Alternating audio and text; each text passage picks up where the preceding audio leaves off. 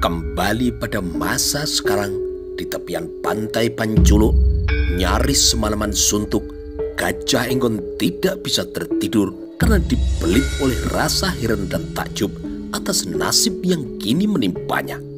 Berada di bingkai takdirkah pertemuannya dengan gadis yang bernama Rayi Sunilok, anak dari Kiai Agal yang bertempat tinggal di tepi pantai Panculuk yang menjadi bagian tidak terpisahkan dari pelabuhan Ujung Galuh.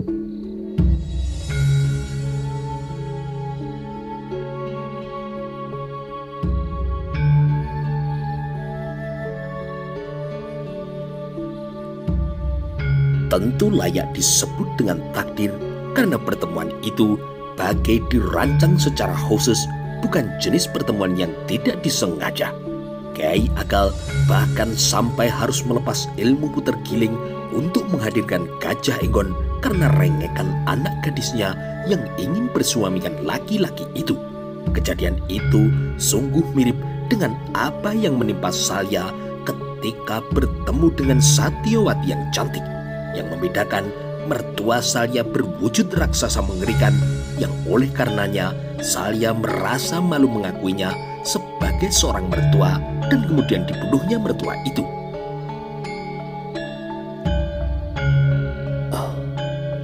Aku tidak berkeberatan dengan perjodohan yang aneh ini, karena aku berkenan dengan kecantikan dari Rayi Sunelok dan juga telah diramalkan dengan tepat oleh Ibu Suri. Di samping cantik, agaknya Rayi Sunelok juga memiliki hati yang cantik, jauh lebih cantik dari wujud badan wadangnya. Tetapi, bagaimana kalau aku bersikap berbeda? Misalnya, aku tidak bersedia. Bagaimana kalau aku ingin menentukan jalan hidupku sendiri dengan menolak perjodohan yang aneh ini? Batin Gajah Enggon. Berbeda dengan bekas Bayangkara Pradabasu yang tidak memiliki beban dan bisa memanfaatkan waktu untuk tertidur meskipun hanya sekejap. Sebaliknya, sia-sia bagi Gajah Enggon untuk bisa melelapkan diri. Apalagi ketika dari arah kandang mulai terdengar riuh ayam babon dan anak-anaknya. Hal itu menjadi pertanda pagi pasti akan segera datang. Dengan demikian, tidak ada gunanya Gajah Enggon memaksa untuk tertidur. Mantan pimpinan pasukan khusus Bayangkara itu kemudian membuka pintu dan mengayunkan langkah menuju ke tepian pantai. Dari arah timur, warna hitam gelap kini telah berubah menjadi agak kemerahan, bagai ada api yang membara di sebaliknya. Berbeda dengan di timur, di sebelah barat masih riuh oleh bintang-bintang yang bertaburan dan gelap gulita. Gajah Enggon menoleh karena kini ia mendengar suara ranting patah yang terinjak kaki. Gajah Enggon mengira Pradabasulah yang menyusul, namun ternyata bukan. Gajah Enggon kaget dan layak nyaris berdebar-debar, namun hatinya kini tumbuh rasa senang. Nimas, Rayi Sunelok kini tersenyum. Sepagi ini, Kakang sudah berada di pantai. Apa Kakang tidak bisa tertidur? Gajah Enggon tidak menjawab pertanyaan itu, namun dengan segera senyumnya melebar sebagai pengakuan benar sekali tebakan itu. Bagaimana dengan Nimas sendiri? Balas Gajah Enggon. Aku juga tidak bisa tertidur, Kakang. Aku gelisah memikirkan apa yang akan aku jalani hari ini.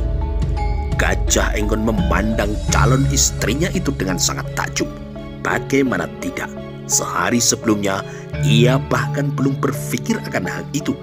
Hanya dalam hitungan waktu yang sangat pendek dan sangat dipengaruhi oleh pesan yang diterimanya dari Ibu Suri Raja Patni Gayatri, perjodohan itu kemudian diterimanya. Mau menemani aku berjalan dari sini sampai ke sana, Nimas? Tanya Gajah Enggon. Rayi Sunelok kemudian mengarahkan pandangan matanya ke barat. Jika berjalan ke sana, pada sampai suatu jarak, akan bisa ditarik garis lurus ke arah kapal-kapal besar yang tengah bersandar. Itulah kapal-kapal besar milik tamu-tamu negeri Mojopahit yang berasal dari Dharmasraya di Suwarnabumi. Oleh karena tidak ada lagi lampu yang menyala dari kapal-kapal yang melepas jangkar itu, maka penampilannya kini bagai bisa membelokkan angan-angan. Kapal-kapal itu kini berubah menjadi kapal-kapal hantu yang menakutkan. Apakah Kakang tahu kapal dari manakah itu? Tanya Rai Sunelok. Gajah Enggon nyaris menjawab pertanyaan itu, namun ia bergegas membatalkannya. Ia justru mendapat kesempatan untuk membuka persoalan. Apa tidak terbalik pertanyaan itu, Nimas? Mestinya aku yang bertanya kepadamu. Kapal-kapal dari manakah itu? Rai Sunelok yang berjalan kini menempatkan diri di sebelah kiri Gajah Enggon sebelum ia berhenti melangkah. Kakang mengira aku tahu? Balas Rai Sunelok. Kakekmu adalah orang yang sidik paningal. Kiai Agal orang yang tahu apapun. Beliau pasti tahu dari mana kapal-kapal itu datang. Sebagaimana tidak ada manfaatnya aku menyembunyikan secuil kecil apapun jati diriku. Kiai Agal bisa tahu namaku, bisa tahu aku adalah seorang senopati pasukan Bayangkara. Dengan demikian, Kiai Agal tentu tahu dan mungkin dengan mudah menebak dari mana datangnya kapal-kapal itu. Rai Sunelok kini memperhatikan kapal-kapal besar yang meskipun gelap bisa terlihat dengan amat jelas. Rai Sunelok berdesir ketika tatapan matanya telah dipengaruhi angan-angan bawah sadarnya membayangkan kapal-kapal itu mirip sebagai kapal hantu.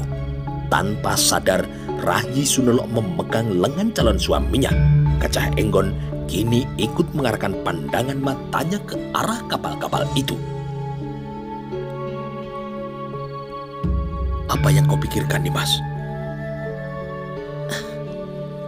Andai kapal-kapal itu adalah kapal hantu, Kang Mas. Gajah Enggon kini tersenyum.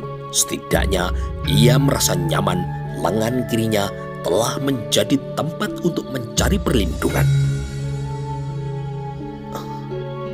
Tolong jawablah pertanyaanku, Nimas. Sebenarnya, kakekmu sudah tahu kapal-kapal itu berasal dari mana, bukan? Rai Sunelok tersenyum dan tidak melepas pelukan di tangan lelaki calon suaminya itu. Rai Sunelok merasa sangat senang. Seumur-umur itulah pertama kali ia melakukannya. Meskipun di sekitarnya gelap gulita, itulah gelap gulita yang indah dan menyenangkan. Semua orang di pelabuhan ini sudah tahu karena beritanya telah menyebar, Kakang. Kakek pun sudah tahu kalau mereka adalah rombongan tamu penting dari Mojopahit yang akan menghadap Prabu Putri. Gajah Enggon kini termangu. Tamu dari mana penumpang kapal itu? Dan siapa pula pimpinannya, Nimas? Apakah kakekmu juga sudah tahu? Rai Sunelok kembali terdiam. Hal itu karena ia kini mengalami sedikit kesulitan untuk menjawabnya. Rai Sunelok menyandarkan kepalanya di pundak lelaki yang akhirnya datang secara nyata setelah selama ini hanya hadir di alam mimpinya. Menurut kakek, mereka adalah tamu-tamu yang datang dari Dharmasraya, sebuah negeri yang untuk bisa sampai ke sana butuh waktu berhari-hari, meskipun perahu berlayar secepat apapun. Menurut kakek pula, Dharmasraya atau Suwarnabumi pernah menjalin hubungan baik dengan Singosari, seorang pejabat penting dari Singosari yang bernama Dyah Adwaya Brahma pernah dikirim ke negeri itu dan kemudian tidak pernah kembali. Gajah Enggon kini terheran-heran. Kini Gajah Enggon semakin yakin Kiai Agal benar-benar bukan orang yang sembarangan. kenapa pejabat Singosari yang bernama Dyah Adwaya Brahma itu tidak kembali, Nimas? Rahyi Sunelo kini tersenyum. Karena diambil menantu oleh Raja Suwarna Bumi, Kakang. Gajah Enggon kemudian menghentikan ayunan langkah kakinya. Jawaban yang diberikan Rahyi Sunelo itu makin membuka kesadaran Senopati Gajah Enggon bahwa calon mertuanya itu memang bukan orang yang sembarangan. Bahwa Kiai Agal bisa mengetahui namanya dalam sekali berjumpa sudah membuatnya kini terheran-heran. Apalagi ternyata Kiai Agal juga mempunyai pengetahuan yang sangat amat luas. Dyah Adwaya Brahma kemudian menikah dengan anak Raja Suwarna Bumi, Sang Prabu Srimat Tribuana Raja Maulana Warmadewa yang bernama Darajingga. Kemudian mereka mempunyai anak bernama Aditya Warman. Nama terakhir itulah yang kini sedang bertamu, Kakang. Berdesir kini punggung Gajah Enggon memperoleh jawaban itu. Rasa penasarannya kini semakin menjadi. Rupanya aku menempuh arah yang benar. Setidaknya pada kakek mertuaku, aku boleh berharap mendapat petunjuk kemana arah yang harus aku tempuh dan apa yang harus aku lakukan untuk bisa menemukan kembali benda-benda pusaka yang hilang dari gedung perbendaharaan pusaka itu, berkata Gajah Enggon dalam hatinya. Senopati Gajah Enggon terus mengayunkan langkah menyusuri pantai dan membiarkan air laut membasahi kakinya. Nimas, bolehkah aku bertanya sesuatu? Dan aku minta kau menjawab dengan jujur, berkata kini Gajah Enggon. Perkataan yang kini menyebabkan Rahyi Sunelo menghentikan langkah kakinya. Apa, Kakang? Bagaimana kakekmu bisa tahu tentang diriku? Tahu bahwa aku adalah seorang prajurit. Tahu bahwa aku adalah bagian khusus dari pasukan Bayangkara. Dan lain sebagainya, Nimas. Rahyi Sunelo kini tersenyum.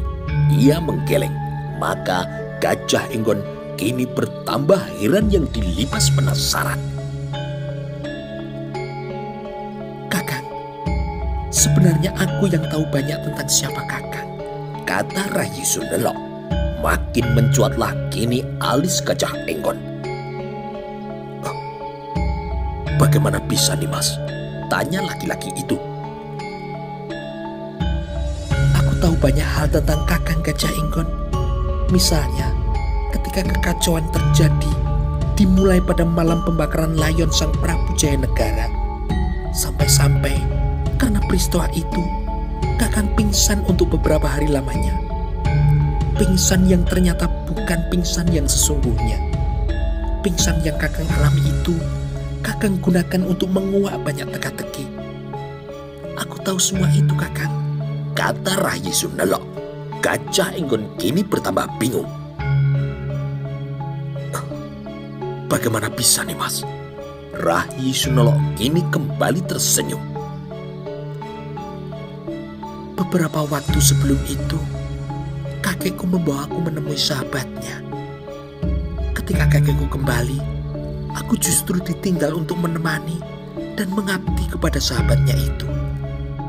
Gajah Enggon kini menggaruk-garuk kepala yang tidak gatal. Siapa sahabat kakekmu itu, Nimas?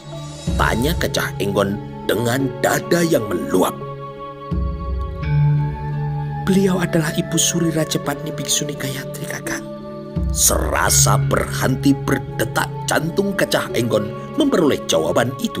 Kekagetannya kini diterjemahkan dengan mulutnya yang terbuka dengan lebar. Gajah Enggon menyempurnakan rasa takjubnya dengan kini ia menggaruk-garuk kepalanya.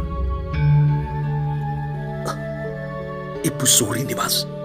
Rahyi Sunelo kini tersenyum.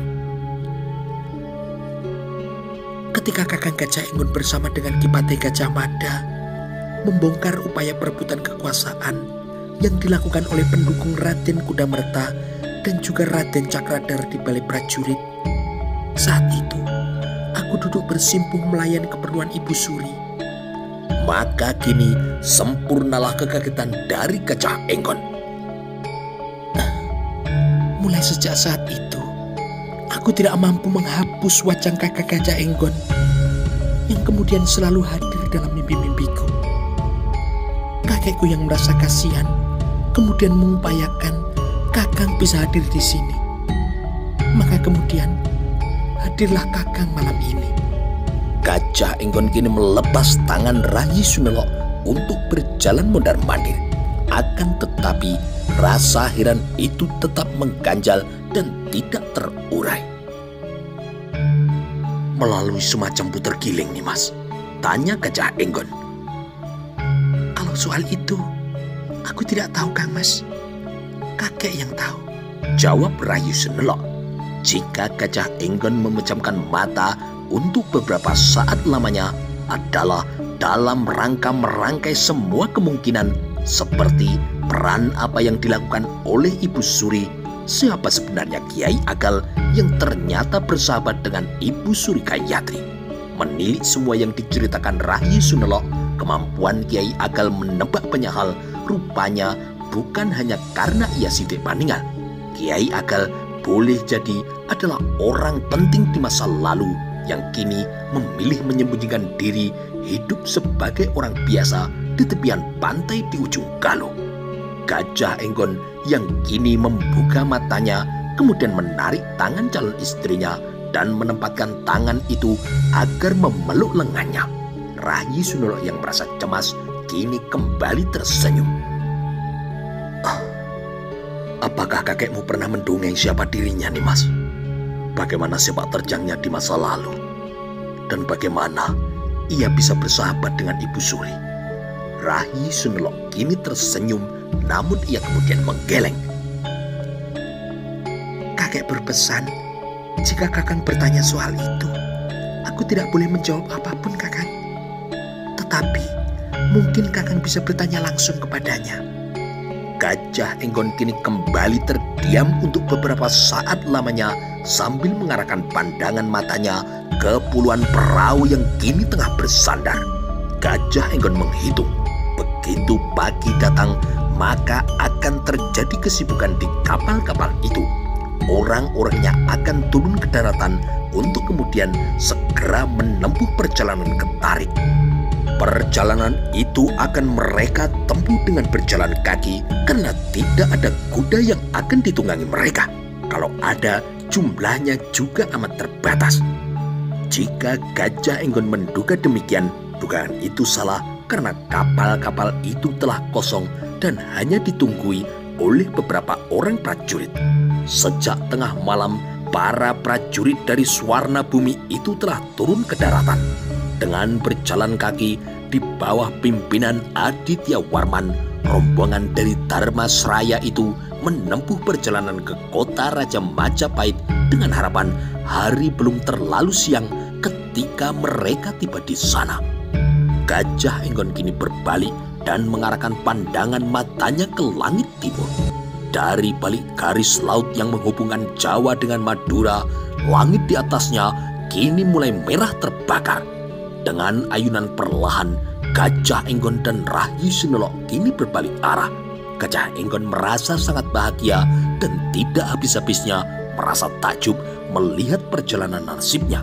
Demikian juga dengan Rayi Sunelok merasa hari itu adalah hari yang paling indah dari semua hari di perjalanan hidupnya. Bersamaan dengan matahari mulai terbit, terjadi kesibukan di rumah Kiai Agal. Api mengepul dari dapur dengan asap yang menyelinap lewat genting. Rupanya Kiai Agal meminta bantuan dari beberapa perempuan tetangganya untuk memasak. Yang dimaksud tetangga itu tinggal agak berjauhan dengan Kiai Agal karena tempatnya itu di paling ujung. Dengan senyum yang selalu merekah, Rayi Sunelok membantu menyibukkan diri di dapur.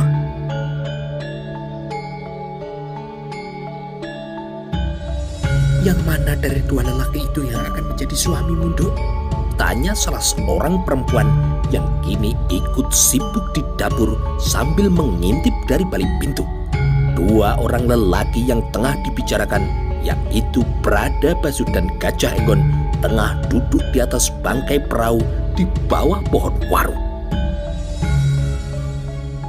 Silakan Bibi menebak. Menurut Bibi yang mana? Balas Rayi Sunelok. Dua-duanya lelaki gagah perkasa. Dua-duanya sama tampannya. Kalau aku seusiamu dan akulah yang disuruh memilih, aku pasti akan memilih dua-duanya. Rayi Sunelok kini tersenyum. Yang berambut digelung-keling itu namanya Pradabasu, Bibi. Ia bekas prajurit dari Kesatuan Khusus Bayangkara yang kemudian pilih mengabdikan diri kepada negaranya dengan cara menempatkan dirinya di luar. Yang seorang lagi dengan rambut yang diurai itu bernama Gajah Enggon. Ia adalah senopati pimpinan khusus pasukan Bayangkara. Perempuan yang mengintip dari balik pintu itu kemudian memperhatikan dengan penuh minat dan penuh perhatian.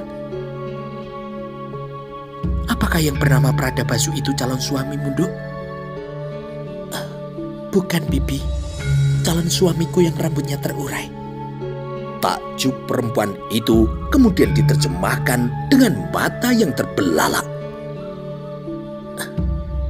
Jadi kau akan menjadi istri seorang senopati, Dok? Rayi Sunelok tersenyum tersipu, namun tidak dijawabnya pertanyaan itu.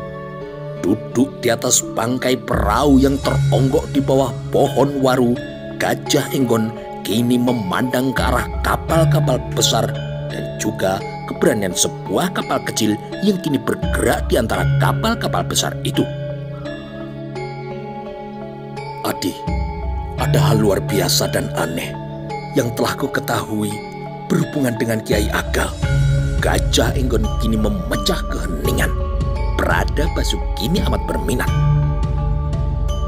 Keterangan apa yang sudah kau peroleh, Kakang? Gajah Enggon kini berbalik. Kiai Agal adalah sahabat akrab dari Gusti Putri Ibu Suri Gayatri. Itulah sebabnya Ki Agal banyak mengetahui tentang jati diriku. Pertemuanku dengan calon istriku bagiku adalah untuk yang pertama, tetapi tidak bagi Rayi Sunelok. Saat pengadilan terhadap kaki tangan Raden Cakradara dan juga Raden Kudamerta yang dulu pernah berebut kuasa digelar di balik prajurit. Saat itulah Rayi Sunelok mengaku untuk pertama kalinya melihatku. Pradabasu kini terheran-heran. Kok bisa, Kakang? Ya, Rayi Sunelok menemani Ibu Suri. Beberapa bulan lamanya, Rayi Sunelok mengabdi di istana kediaman Ibu Suri dengan menjadi seorang emban. Pradabasu kini berpikir dengan keras. Dengan demikian, apakah Kakang sadar perkawinan Kakang kali ini telah diatur oleh Ibu Suri? Gajah Enggon kini mengangguk. Karena Ibu Suri yang menentukan, kurasa aku akan menjalaninya dengan ikhlas. Aku tidak akan mempersoalkan bagaimana caraku menemukan jodohku. Pradabasu kini tersenyum agak mengejek. Bagaimana kamu akan mempersoalkannya, Kakang? Calon istrimu itu sangat cantik. Namun tetap saja Gajah Enggon dan Pradabasu tidak bisa memahami beberapa hal yang melatari perkawinan yang bakal terjadi itu. Bagaimana cara Ibu Suri dan juga Kiai Agal saling bertukar cerita dan keterangan, atau kapan pula Ki Agal datang menghadap ke istana. Gajah Enggon kini layak heran karena tidak mungkin ada tamu yang menghadap Ibu Suri yang bisa lolos dari perhatiannya. Kiai Pawaga, Pradabasu kini meletup. Siapa? Boleh jadi Ki Agal adalah Kiai Maeso Pawagal. Wajah Gajah Enggon kini berubah menjadi tegang.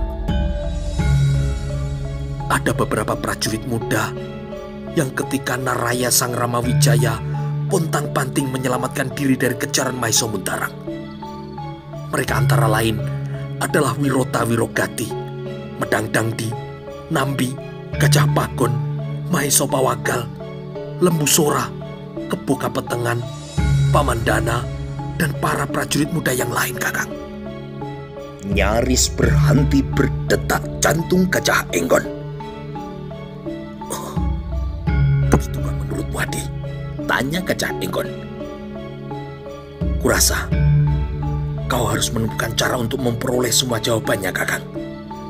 Bahkan menurutku, dari calon kakek mertuamu itu, Kakang akan memperoleh petunjuk kemana kita harus melangkah untuk menemukan jejak dua pusaka yang hilang itu. Gajah Enggon kini mengangguk sambil menggaruk ujung hidungnya yang tidak gatal. Sedikit agak siang, Gajah Enggon dan Pradabasu melihat para tetangga laki-laki dan perempuan kini telah berdatangan di rumah Kiai Agal yang sedikit terpencil itu. Untuk tempat duduk para tamu, bahkan ada yang membawa tikar. Gajah Enggon dan Pradabasu kini mencuatkan alis ketika Rahyi Sunolok muncul dari samping rumah dengan membawa sesuatu. Senyum gadis itu selalu mengembang, sama mengembangnya dengan senyum dari Gajah Enggon. Kakang, silakan Kakang mandi di Bagiwan, kemudian berganti pakaian dengan ini, kata Rahyi Sunolok. Pradabasu kini tersenyum. Itu pakaian yang harus dipakai calon temanten, bukan? Tanya Pradabasu. Kembali Rahyi Sunolok kini tersenyum. Sudah, mandi dulu sana, Kakang, kata Pradabasu. Kau sendiri tidak mandi? Nanti, setelah Kakang. Berdebar-debar kini Pradabasu ketika hari bergeser sedikit siang. Ia kini melihat tamu yang datang ke rumah sederhana itu semakin banyak. Pradabasu menghitung setidaknya ada sekitar 30 orang yang diundang untuk menyaksikan perhelatan perkawinan sederhana yang akan digelar di rumah yang juga sederhana itu. Pradabasu layak merasa berdebar-debar ketika di antara para tamu itu hadir seorang kakek tua yang agaknya sangat dihormati oleh tuan rumah. Boleh jadi telah lama mereka tidak bertemu. Menilik, Ki Agal yang tua itu kini memberikan pelukan yang amat hangat. Hebatnya, meskipun orang itu sudah tua renta, ia datang dengan berkuda. Apa kabarmu, Dangdi? Tanya Ki Agal dengan ramah. Keadaanku selalu baik, Kakang Agal. Tidak kusangka di usiamu yang setua ini, kau masih menikmati hidup dengan menggelar hajatan seperti ini. Ki Agal dan tamunya saling memberikan pelukan bahwa di masa lalu mereka tentulah bersahabat akrab. Terlihat dari cara Ki Agal memandang tamunya yang sudah sama tuanya itu. Demikian pula sebaliknya. Pradabasu kemudian mendekat berbaur dengan para tamu yang lain supaya bisa menyimak pembicaraan yang tengah terjadi. Medang Dangdi, desis Pradabasu yang merasa sangat takjub. Justru di tempat ini, aku memperoleh kesempatan bertemu dengan orang-orang yang luar biasa. Ki Agal telah menyebut nama Dangdi, yang aku yakini pasti bernama lengkap Medang Dangdi. Dengan demikian, boleh aku yakini nama kakek Agal adalah Maiso Bawagal, prajurit muda yang luar biasa yang dulu bahu-membahu membantu Naraya Sang Ramawijaya dalam mendirikan negeri Mojopahit. Bukan main. Mana menantumu, Kakang Agal? Tanya tamu yang sangat dihormati itu. Sedang berdandan supaya terlihat paling tampan dan bisa menandingi kecantikan cucuku. Pradabasu yang berharap akan menyimak pembicaraan seputar kenangan di masa lalu itu harus kecewa karena antara tuan rumah dan tamunya kini saling berbagi cerita tentang kesehatan masing-masing. Ketika sang waktu bergeser sejengkal lagi, acara yang digelar akan semakin mengerucut. Seorang pendeta Siwa yang dihadirkan untuk mengawinkan temanten kini telah datang. Dengan penuh minat dan seksama, Bradabasu kini memperhatikan tata upacara yang berlangsung. Mula-mula calon temanten Gajah Enggon dan calon istrinya yaitu Rahi Sunelo dipersilakan keluar setelah masing-masing berdandan. Bradabasu tersenyum ketika melihat penampilan Gajah Enggon yang telah berubah bak seorang pangeran. Rahi Sunelo pun juga terlihat benar-benar cantik. Pada dasarnya Rahi Sunelo memang gadis yang cantik. Maka pada saat didandani, kecantikannya menjadi semakin gilang gemilang. Dengan dibimbing oleh seorang perempuan tua, Rahi Sunelo dan calon suaminya kemudian dibawa mendekat ke tempat Ki Agel dan kemudian memberikan penghormatan. Dengan penuh kesungguhan, Gajah Enggon menghayati upacara itu. Sebaliknya, Rahi Sunelo tidak mampu menahan air matanya yang kini bergulir membasahi pipi. Setelah pasangan calon temanten itu mendapat restu dari Ki Agel dengan disaksikan oleh segenap yang hadir, pendeta agama Siwa yang dihadirkan di tempat itu kemudian memulai upacaranya. Tanpa ada secuil pun keraguan, Senopati Gajah Enggon kini menjalani upacara perkawinan itu meskipun sehari sebelumnya bahkan ia tidak pernah membayangkannya. Manakala upacara itu telah usai, satu persatu yang hadir di hajatan perkawinan itu memberi selamat. Dengan wajah yang berseri-seri, Gajah Enggon menerima uluran jabat tangan ucapan selamat. Demikian juga dengan Rahi Sunelo yang telah sah menjadi istrinya. Ki Agel nampak sangat bahagia. Demikian bahagianya kakek itu sampai diterjemahkan dengan matanya yang kini menggenang. Jika ada hal yang menyebabkan dadanya sesak adalah karena kesadaran perkawinan itu mestinya digelar oleh anaknya. Sebagai seorang suami, Ki Agel juga telah tidak ditunggui oleh istrinya karena telah terlebih dulu dipanggil oleh Sang Pencipta. Sebagai seorang ayah, Ki Agel juga telah kehilangan anaknya yang hilang tidak pernah kembali setelah berhari-hari berlayar mencari ikan di laut. Menghadapi keadaan itu, anak menantunya tidak mampu menahan kesedihan yang kemudian malah menjadi penyebab kematiannya. Sejak saat itu, Ki Agel harus mengasuh dan juga membesarkan cucunya. Maka kini ketika Rahi Sunelo telah menemukan jodohnya, Ki Agel telah benar-benar lega.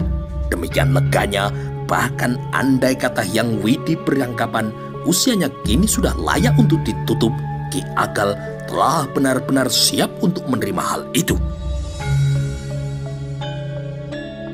Ketika tamu-tamu akhirnya pulang, barulah Bradabasu memperoleh kesempatan untuk memberikan ucapan selamat. Dia berikan sebuah uluran jabat tangan dengan genggaman yang amat kuat. Bradabasu kini memandang Gajah Enggon dengan tatapan mata yang takjub atas nasib luar biasa yang kini tengah dialaminya. Gajah Enggon membalas pula dengan tatapan mata yang tidak kalah heran mendapati perjalanan hidupnya yang luar biasa itu. "Selamat kakang," kata Bradabasu. "Terima kasih adik." Dengan tatapan mata yang berseri-seri, pandangan mata yang sangat bahagia, Rahi Sunelo pun kini menerima ucapan selamat dari Bradabasu. Dalam hal tersenyum, Rahi Sunelo bukanlah jenis gadis yang tersenyum dengan lebar. Dalam tersenyum, cucu Kiai Agel itu selalu tersipu-sipu, dan itulah yang justru menjadi daya tariknya. Sementara itu, dengan sangat bahagia, Ki Agel kemudian membawa temanten berdua itu untuk mendekati tamu penting yang kini tengah duduk di bawah pohon waru. Tamu yang dianggap penting itu, sebagaimana Kiai Agel, juga terlihat sangat bahagia. "Kalian mintalah restu dari kakekmu yang telah berkenan datang jauh-jauh dari ujung bumi ini," kata Kiai Agel. Dangdi yang diduga adalah Kiai Medang Dangdi adalah sosok yang amat penting yang keberadaannya mirip cerita dalam dongeng. Dengan amat takjub dan penuh rasa hormat, Gajah Enggon yang telah menduga siapa orang itu kemudian memberikan penghormatannya. Kiai Medang Dangdi ini tertawa dengan cara yang lucu karena tidak terdengar suaranya. Akan tetapi dari raut mukanya terlihat jelas ia tengah tertawa. "Mohon restu Kiai," kata Gajah Enggon.